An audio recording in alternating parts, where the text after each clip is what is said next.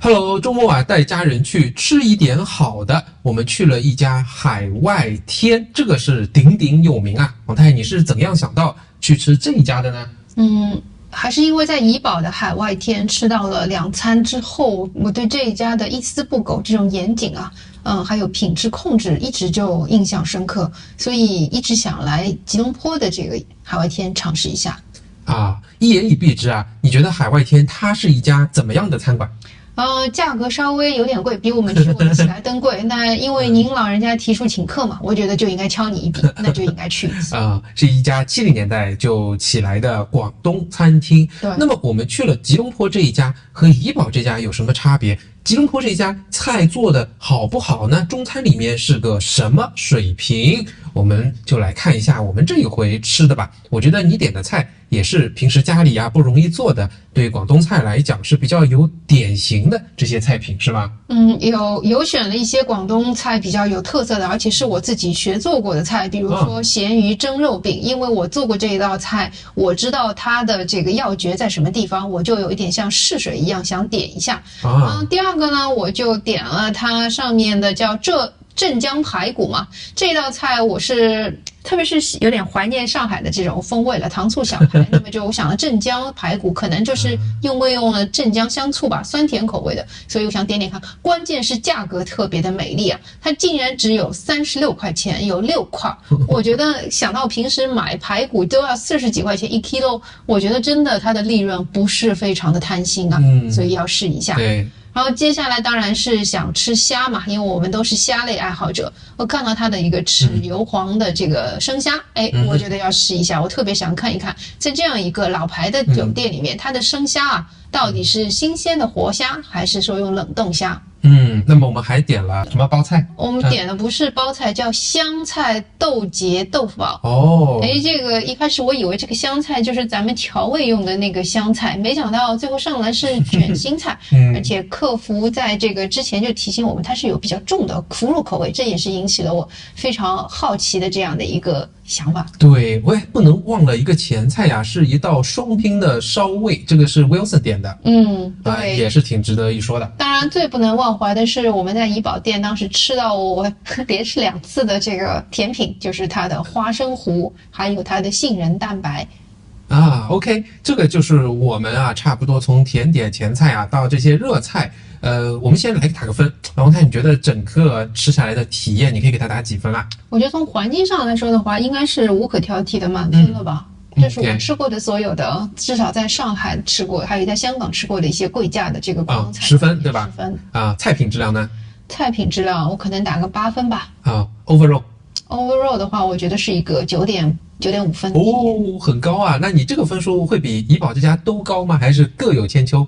我觉得在甜品我最钟爱的那道花生糊上面，那绝对是完胜怡保的。OK。至于其他的话，我待会儿后面会说，我觉得有一些不足之处，但是是可以忍受的。这么细腻啊 ！OK， 那就听我们慢慢分解不要走开。能不能挑？我们就说3个印象比较深的，或者值得说到的菜。可以。好，你来说说看呢？我觉得第一个值得去尝试的就是他们家的烧肉啊。这道烧肉我们在吃的时候，我就是觉得说，这个怎么没有去上米其林作为这个 street food， 或者说那个上榜的，跟王美记 PK 一下，因为它根本就是王某记吧，好吧。作为一个自己在家里面做烧肉的人，我其实能够做出非常美味的烧肉，所以我在外面吃下来，不管是在上海、香港还是在马来西亚，非常不要脸的说，目前还没有吃到过让我心满意足，觉得比我做的好吃的烧肉。最大的问题是2点，第一个就是肥瘦不均，经常会吃到肥得很肥3瘦的这个烧肉。第二个，但烧肉经常你会发现说是比较干柴。对。这就很大的败笔了，我觉得。然后60%的可能性，我们吃到烧肉还会有令人不愉快的叫肉夹气，就是那种猪骚味儿，经常会有就不太新鲜的肉的味道。对。那你整体你吃下来，觉得它的这一道烧肉美则美矣啊，那有没有超过你做的？我觉得应该是超过我做的。首先是它在多汁方面，就是你可以看到它上来是平平无奇，你觉得和一般烧肉没有多大区别，可是你按下去之后，你就会发现汁水是非常丰富的。首先就跟我们平时吃档口的那些烧肉干柴的完全不一样，你那个一按下去，这个汁水充盈的，就像挤出来这个海绵的那个汁水一样，歘一下就流下来，而且是滚烫的。我记得 Wilson 他吃到这一道也是惊艳啊，他觉得比那个黑汁的叉烧还要好吃，肉非常入味，然后也不是特别肥或者特别瘦，然后皮是脆的，入口就很惊艳。我吃下来，可能我们去过香港啊，然后在中国大陆啊，在大马各个地方，新加坡、美国这些中餐做得好的地方都吃过。对我来讲，我是印象最为深刻、最为亮眼的一道烧肉了，因为它整体下去一口是软的，你马上就能嚼得动，你还能清楚地体会到皮，然后肥的部分。筋的部分，尤其那个这个皮真的是很脆的，又不是有时候外面会吃到干的嚼不动，对，然后整块呢又是有点干，没有那种多汁肥美柔软的这种感觉，也没有太肥，为了软肥到这个很犯恶心的这种感觉。对，就是我觉得从我们这种爱下厨的人角度上来说，它这个选料是选的真的好。以前我们把这个肉在中国把它叫成五花肉嘛，就是所谓一层肥肉一层瘦肉，大概有要加筋加肥5层之多。当然它没有做到5层，但是它至少已经有3层了。这边好像把五花肉加成3层肉嘛。对，这个3层肉它选料好了，就是在于说它是每一层肥和每一层瘦都是紧紧相依在一起的，而不是有一些烧肉摊上面它的这个肥瘦，它那个3层是很松散的连接在一起，一筷子下去，你感觉是下面好像掉了半块这个样子，它是紧紧连接在一起的，所以它应该选的都是非常好，真的是非常好的五花肉当中的这个上品部位啊，然后它的新鲜没有带来任何令人不悦的这个猪骚气。对，那也是很不容易的，说明它的品质控制。我后来去看了它的年报，它确实是在这个选材方面，它都是要让保证客户吃到是最一流的食材，所以这个是很见功力的。然后第3点就是说，它烤制的这个过程当中，它能够让这个水分啊还在这个里面，说明它可能就是我们现点它现烤的，它并没有放置很长的时间。然后它切的这个水平也很高超。我记得我们曾经去吃过一个所谓的米其林的这个叉烧，在马来西亚叉烧获奖的那一家，你可以看到它切完之后，这个叉烧皮是皮，肥油是肥油，瘦肉是瘦肉，你这感觉是3个组织部分是分离的。但是它是紧致的连接在一起的，这也是跟选料还有就是切的这个功夫啊是挂钩在一起的啊。那现点现制现切选料又很好，完全就会体现在首先一个东西上面，就是它的成本会比较高。那肯定很高，对吧？它的成本，它首先就是选的是五花肉当中的上品部位，然后为了把这个精修部位那么美丽的部位切完送上来，它一定是扔掉了很多旁边不美的那些啊。我更想说的是，比起它的售价，那它这个应该是非常良心的。哎，不要走开，我们最后再把这一餐你看到了这么多菜，大概花了多少钱，我们就告诉大家，好吧？啊，这是一个嘛，这一道菜。哎，那我们再来一道好不好？你来点评点评。我觉得第二个印象让我很深刻的就是我说的感觉是像教科书级别的这样一个咸鱼蒸肉饼。啊，咸鱼蒸肉饼，这个在外面啊，其实应该是经常能够吃到的华人菜。比如说我们经常去吃的一家快餐铁皮屋里面就有啊，一些地方也有。那么这一道为什么讲它是教科书级别的？它体现在哪里呢？就是教科书级别的这个做法，我做过好几个就所谓的广东菜名家的方子，它里面都讲到一个问题，就是首先啊，你要从很多的一些维度上面确保说这个咸鱼蒸肉饼送上来是鲜嫩的口感，而且是脆弹的口感。这个脆弹口感是以多种方式来实现。首先，你的肥肉跟瘦肉是要分开来切的，而且是要手切，不是用机器搅出来。为什么呢？就是这个样子才能够保证说肥肉丁它的大小是适中的，不会因为绞肉碎之后变得特别的小之后，在蒸的过程当中肥肉就融化了。因为肥肉本身能够带来的口感是脆爽的口感，所以你看它上来的每一个原材料，瘦肉部分、肥肉部分、马蹄部分，还有咸鱼部分，你几乎都是肉眼可见它的存在。它没有混在一起，不像大家可能就用简单的机制的这些肉泥把它搅出来，不是这个样子。对，这个是一点。然后第二个，它的马蹄碎也是故意的切的比较的大颗粒，几乎跟它的肉丁是一样大小，这就保证了说你吃得出马蹄的这个脆爽感，更加带来的一种很清新的这个口感。然后第三个，它就是把这个肉饼啊是非常薄薄的铺在这个上面一层。我们自己在家蒸咸鱼蒸肉饼，经常把握不好时间蒸太久，因为肉饼把它弄得很厚，然后一厚之后肉饼就会缩起来嘛。对，所以你看它是把它肉很紧就不好吃了。对，它把它摊得很薄一层，因为它不能蒸的时间很久，11、12分钟，时间蒸的久它就柴了，它的肥肉就会化掉，没有弹性。好，那我们再来讲一道印象深刻的正面的，好吧？然后再讲讲你之前提到还有一点小小遗憾的。对，然后我觉得当然不能忘怀的就是它的花生糊了。这个花生糊，因为本人非常喜爱的一款的这个花生酱啊，就是美国那个 JIF 那个，我觉得我们儿子的一个比喻非常形象，他就是把那一款那个 extra creamy 的这个crunchy peanut butter， 就是把它流动了。然后成为了非常可口的、令人喜悦的这个稠厚的感觉，太美了。就是这个花生的所有的这个咸香味，对，我必须要说，它是甜度不是很高，带着非常明显的咸味的这样的一款花生糊，特别特别的棒。哎，这个你刚刚有提到过，和怡宝的其他分行比起来呢？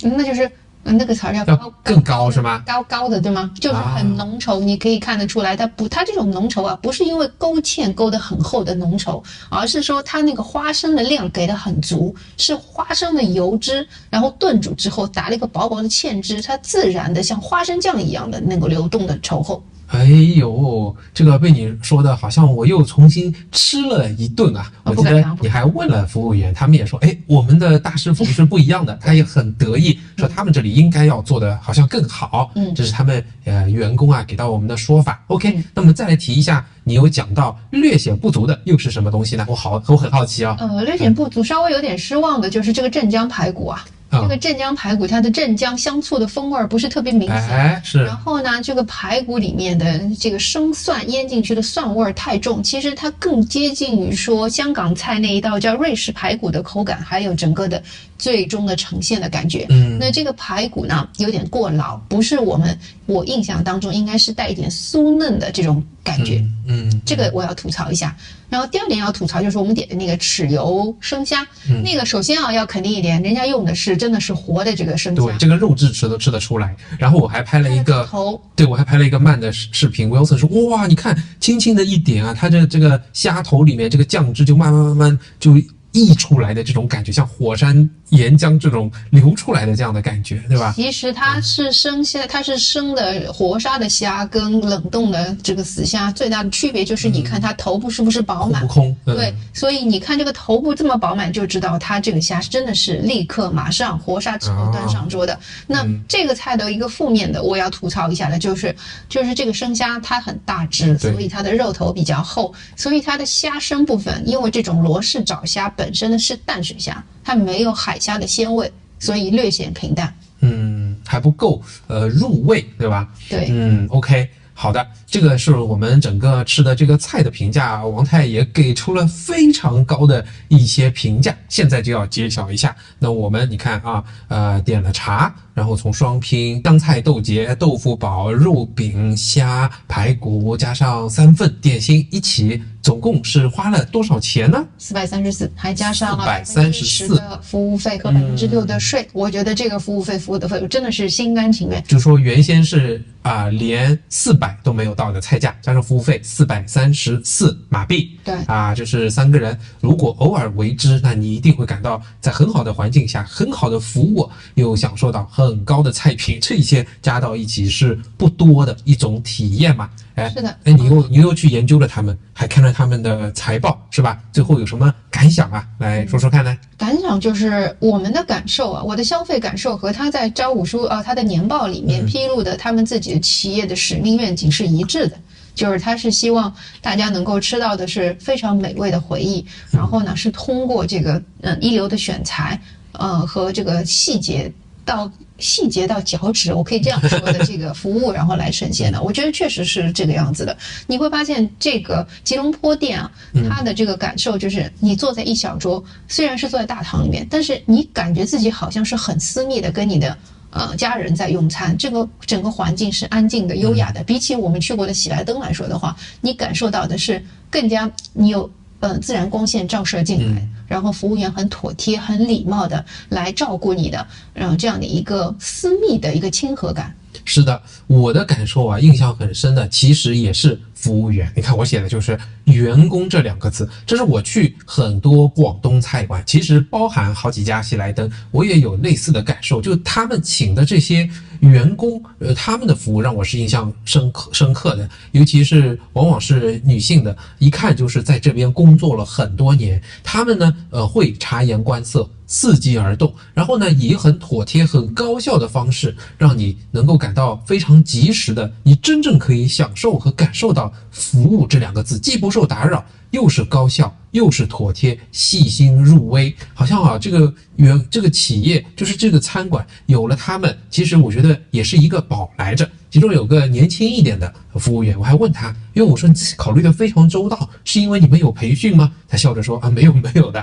那就说明一个事情，你只要把它做好啊，大家就会以此为荣，然后呢互相效仿，你就会参考老的员工是怎么做的，代代相传。其实对我们创业我也有些启发的，就是把本质做好，那么人的因素啊也会因此而变好。你就看它整个装修的感觉，就像你说的，你感觉是进入到了一个5星级酒店的一个中餐厅，对吧？夏宫啊什么，就这种感觉，并不是非常绚丽的，但是你看它的每一个细节，它的台布哦，它真的就是正儿八经的台布，不是像我们看的以前去喜来登去的那种一次性台布。然后它的所有的这些家具摆设都是有质感的，是花了价钱去装帧的，然后清洁程度也很高，不是旁边那些中式餐饮的那种酷炫，对吧？那个元素堆叠不是，它就是很质朴的那个老前锋。对的，我还有个感受，就是进去之后，你并不感觉它的空间很大，厨房也占据了蛮多的位置，但是它的安静程度是很好的，你又它的服务创造出的空间感其实是更大的，这个我觉得做的很不容易啊。那再出来一看，哎呦，其实这家不起眼的白色招牌的一家店，就坐落在许多的中国过来的火锅店、网红店，一看就是啊，新开的之中，你就觉得其实它这里面是一朵奇葩，非常独特的啊！如果到吉隆坡来，到雪兰莪来，去一下，体会一下什么是真正的广东菜，什么是真正的服务，我觉得那个是非常非常值得的。是我看他的财报，他过去几年 MCO 过程当中是经历了非常大的这个经营的困难，好像去年才刚刚开始回转有盈利了。这是很不容易的一件事情，我也希望这个老店，这40多年的老店可以继续焕发它的青春。那我有一计啊，我们下周再去一次，给他去充个值吧。好的，大家有。OK。哟，今天是 Chef Special Selection 有什么呀？猪油炸巨蟹、高汤生虾泡脆面，感觉很不错。背面还有什么好菜啊？茅台啊，2000马币，来看一下，2000多马币，打扰。